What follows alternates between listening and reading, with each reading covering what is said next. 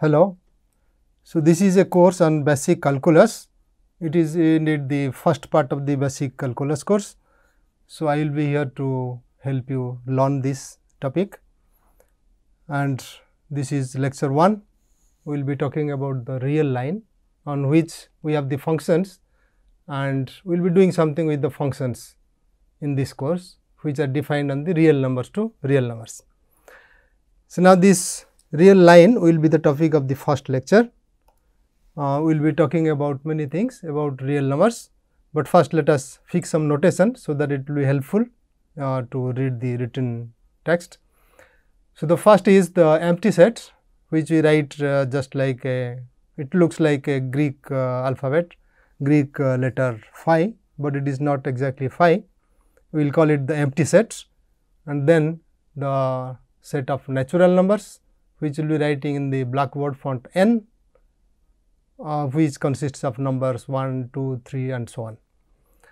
Then we have the set of integers, which is z, which includes the set of all natural numbers, and along with that we have some more numbers, which are the minus of all those natural numbers and 0.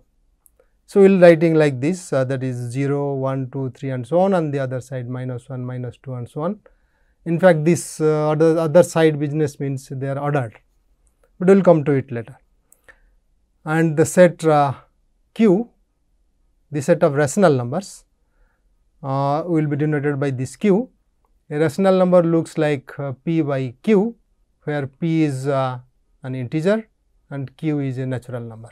So, that 0 is avoided and negative numbers are avoided in the denominator, but often we write, for example, minus 2 by minus 3, where we cancel this minus sign and say it is 2 by 3. So, there is no loss in telling that all the rational numbers are in this form, which is p by q, where p is an integer, q is a natural number. Then we have the set R, which is the set of real numbers, our main concern. We will be defining it slowly. We will wait for some time what it is exactly. Then this R plus will denote the set of all positive real numbers. Among the real numbers, there are some which are positive, there are some which are negative, and there is also 0. So, the set of all positive real numbers is written as R plus. Similarly, R minus is the set of all negative real numbers. And now you can see it is in the increasing order, in the sense that the empty set is a subset of every set. So, empty set is a subset of n, and n is a subset of z. Set of natural numbers is a subset of set of integers, which is a subset of the set of rational numbers, which is a subset of R, the set of real numbers. But it is not only the subset, the sign here, which this one for example, it says it is a subset and it is not equal to that, the next one. So, that means it is a proper subset. So, all that we see here is the empty set is a proper subset of n, which is a proper subset of z, which is a proper subset of q, and that is a proper subset of R. And to the decimal representations, we know that this q, or the set of rational numbers, consists of all terminating or recurring decimals. So, that means, for example, you take 1 by 4, which is 0.25, it terminates there. After that, the digit 0 is repeated, which we do not usually write. But if you take 1 by 3, which is 0.333, the digit 3 is repeated infinitely often. So, it is called a recurring decimal, where 1 or some finite number of digits get repeated. That is the set of rational numbers. Each rational number can be written as a terminating decimal or as a recurring decimal. And the set of real numbers, if you take, which includes also these rationals, but it is a proper superset of rationals. So, there are some numbers which are not rational, they are irrational numbers. So, the set of irrational numbers we will write as R minus q, over using that minus symbol, which will be easily readable, that is why you take this minus symbol. R minus q will have again the decimal representations, which are non-recurring, non-terminating. So, these are the irrational numbers. For example, if you take a root 2, you take 1.414 and so on, it will never repeat, no digit will be repeated there. And you take another, for example, 3.1011, 0, 111, 0, 1, 1, 1, 1 and so on. So, here there is a pattern, we have just written the pattern here to show that something can be done, but it is not repeating. So, it is an irrational number. But these are exactly the decimal representation of real numbers. There is another alternative way of defining the real numbers. So, what do we do? In fact, what do we do with the real numbers?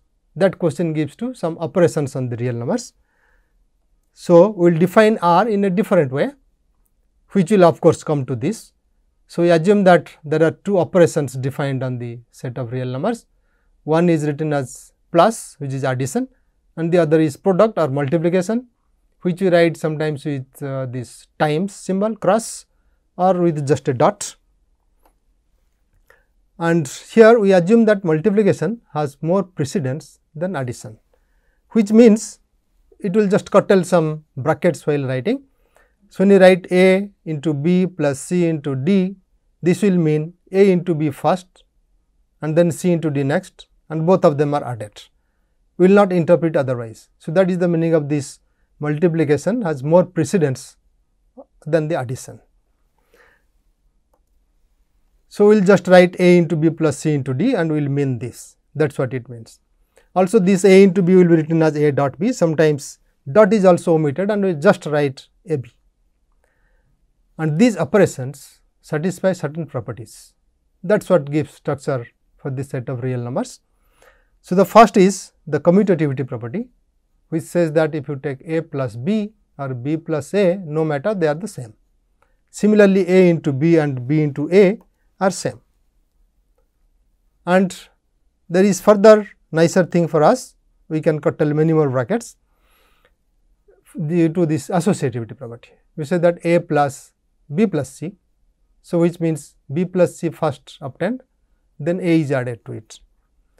Is the same thing as A plus B plus C. On the right hand side, we see that first we obtain A plus B, then add C to it, they are same. Similarly, when you multiply, you take B C, multiply with A and then take A B, multiply with C on the right, they are same. Of course, commutativity, so left and right will go away. We assume that there are two special numbers in the set of real numbers, which are 0 and 1. So, what do they do? If you take any real number A and add 0 to it, you will get back A. So, sometimes we say it is the 0 is the identity of addition.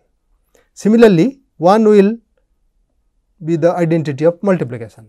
We say any real number A times 1 is equal to A itself. Next operation is that corresponding to every A, we will have another number called minus A, which we are just writing as minus A. And what will happen to that? If you add them together, you will get the 0, the identity element of plus. And similarly, for multiplication, if you take A times 1 by A, you will get 1. But here we have a condition that A should not be 0, because we want to avoid that 1 by 0. So, A into 1 by A equal to 1 whenever A is not equal to 0. That is corresponding to any non-zero number A, we will have another such number, say 1 by A, which we write as 1 by A. When you multiply, you will get back 1. In fact, from all these properties, we will be able to find that corresponding to this A, this minus A is unique, corresponding to this A, which is non-zero, this 1 by A is also unique. Then we will assume that uniqueness here. And then how do they interplay? That is the distributivity property, that multiplication distributes over addition. So, A into B plus C will be equal to A into B, A into C, and both of them are added together. So, these are now 11 properties which happens for the operation of addition and multiplication. And over and above that, we have something else, a relation defined on the real numbers. It is a binary relation. It talks about two elements and what relation they have in between.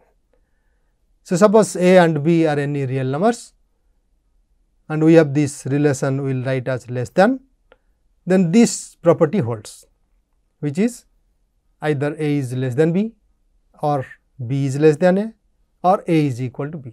This is called the law of trichotomy, which holds for this order relation less than. Then we have the associativity, or sometimes called transitivity, which says that if A is less than B and B is less than C, this will say that A is less than C.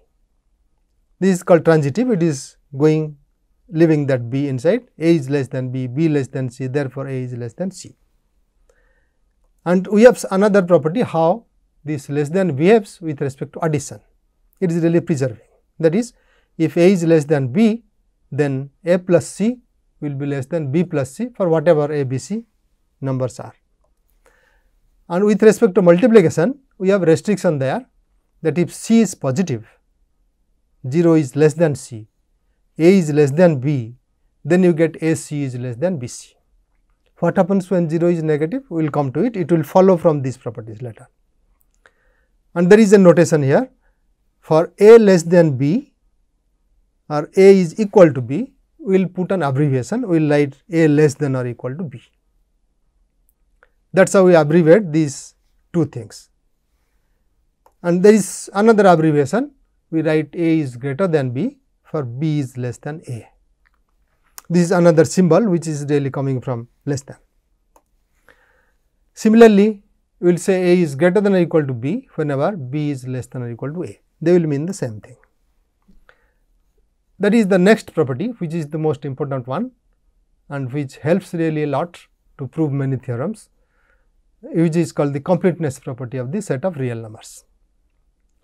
We will come to that slowly, but first let us see how these order relations are behaving. From the above properties, it will follow that if A is less than B, then A minus C is less than B minus C. So, what is the meaning of A minus C? It is again an abbreviation for A plus, this one really an abbreviation for A plus minus C. Similarly, on the right side, it is B plus minus C. So, this property says that if A is less than B, then you can take away something, say C from both the sides, and still the less than property is maintained. Similarly, if you take, this is what I was talking earlier, that if A is less than B and C is less than 0, that is C is negative, then the inequality is altered. It is no more AC is less than BC, but it is AC is bigger than BC, it is greater than BC. And if C is positive, remember that AC will be less than BC. If it is negative, then it will change the inequality. Now, if A is less than B, then minus of B will be less than minus of A. This is how you can now think how the other property is related. The sixth one, due to the earlier that C is positive, we will get AC less than BC, and negative you get this. This is now reflected here. If A is less than B, then minus B will be less than minus A. And if A is positive, then 1 by A is also positive. This also is another property which follows from the earlier order properties. If you take any two numbers, say A and B, such that A is in between 0 and B, so both A and B are positive, but A is less than B, then on the other side, when you take the reciprocal, that is 1 by, it will be reversed. You will say that 0 less than 1 by B is less than 1 by A. These are all the properties we know and we are familiar with, so we are just recalling, and it also fixes the notation. Now, we will be talking about the completeness property, for which we need a small definition, which will be useful and which will be helpful to write this completeness property in a compact way. So, suppose we start with a set of real numbers, and it is not a non-empty set, it is not an empty set, which means there are some real numbers in A. Then another number u, which will be from R, may be inside A, may be outside A, it does not matter. So, real number u is called an upper bound of this set A if each element of A is less than or equal to u. So, that means something like if your A is somewhere here, then this can be u. So, that u is greater than or equal to every element of A. That is how we say that u is an upper bound of A. And suppose we take one upper bound of A, which is L, we will call this L, the upper bound, as a least upper bound if all upper bounds of A are greater than or equal to L. That is, it is the least of all the upper bounds of A. That is why we will call the least upper bound. Sometimes we just write LUB for this, LUB instead of least upper bound. And now the completeness property we can state, which says that every non-empty subset of R having an upper bound has a least upper bound in R. If you go to our earlier notation, so suppose you have some set A here and then you have some upper bound U, then you can always find something which is the least of all those upper bounds. That is what very obvious, but it is not satisfied everywhere. So, we will see for example, in Q it is not satisfied. Q does not satisfy the completeness property, because what is the reason? Suppose you take say set of all numbers which are less than root 2. We know that root 2 is not a rational number, it is irrational. Then its least upper bound will be root 2, which is irrational, which is not in the set in Q. So, R really satisfies, but Q does not. But N satisfies this property also. However, N is not equal to R, because there are some other properties which is not satisfied by N. Okay, so, most important of thing is inference from this completeness property is the so called Archimedean property, which says that if you have two positive numbers A and B greater than 0, then you will always find one natural number n such that n of A will be greater than or equal to B. So, this really strikes something. It is told in a funnier way because of Archimedes. So, suppose you have a very big bathtub and you have a very small spoon and you try to empty the bathtub with the spoon, then it says that after some time you will be able to do it. The bathtub will be empty by the spoon. So, it may take more time because this n can be large, there is no problem, but there exists one n such that n of A will be greater than or equal to B. This is called the Archimedean property, and use of this property is very much, but we may not really use it very explicitly, but there are some theorems where exactly this Archimedean property and this completeness property with its full strength will be used. So, now let us look at one property which follows from this Archimedean property. We are not going to prove it, of course, which is called the denseness of rationals. That is, suppose you are choosing any two real numbers x and y, where x is less than y, then it says that there is always a rational number between these two numbers x and y. So, here we are writing as A, that if x and y are real numbers, then there exists a rational number A such that x is less than A less than y. Similarly, the irrational numbers are also dense in R. That means, given any two real numbers x and y, where x is less than y, you will always find one irrational number B such that x is less than B, which is less than also y in between those two numbers. So, that is what we write, both q and r minus q are dense in R. These properties help us to visualize real numbers as the real line. The set of real numbers can be thought of as a real line. So, if somewhere we have to point out, say we have marked 0 somewhere and 1 is another say unit length, this is our length. So, 0 to 1, then 2 will be here, they are the natural numbers 3, 4, and here on the left side we mark the negatives of that. So, we have the integers inside R, then we have rational numbers inside, you take any fraction say 1 by 3. So, it is here and that is marked on the real line itself, and there are also irrational numbers like root 2, which is between 1 and 2, also pi irrational numbers, you will meet also E and so many others. So, we can think of the set of real numbers as the real line having this ordered property, which are on the left they are less, on the right they are bigger, like 1 is bigger than 0 and minus 1 is smaller than 0 and so on. This is how we can visualize the real line. On this real line, we are going to fix some more terminology. So, today we will be simply devoting most of our time to terminology, and these are called the intervals, very nice subsets of real numbers which look like real numbers, but their portion are like a line segment on the real line. So, suppose we start with some two real numbers a and b, where a is less than b. This notation which says closed bracket, closed left bracket, and then the right bracket. So, square brackets a and b, a b, this is how we write. This will denote the set of all numbers between a and b and including those two also. So, suppose a and b we write here, b and this is a. So, when we write like this, it means this consists of all numbers inside this along with a and b. The numbers outside in the real line, they are not inside that interval, they are in R of course. So, this is the closed interval, we will say closed interval a b consists of all these numbers. Then we have similarly left open. So, look at this parenthesis now, not the bracket, it is a parenthesis. So, open a, closed b, we can read that way.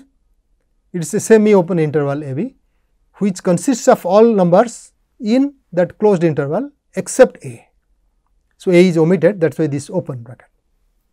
Similarly, we have the other interval, on the left side it is closed, on the right side it is open. So, that means a is included, but b is not. So, it consists of all numbers, real numbers between a and b including a, but not b. Similarly, both can be open, so that both are excluded. This is called an open interval. Now, we introduce the symbol, this infinity symbol.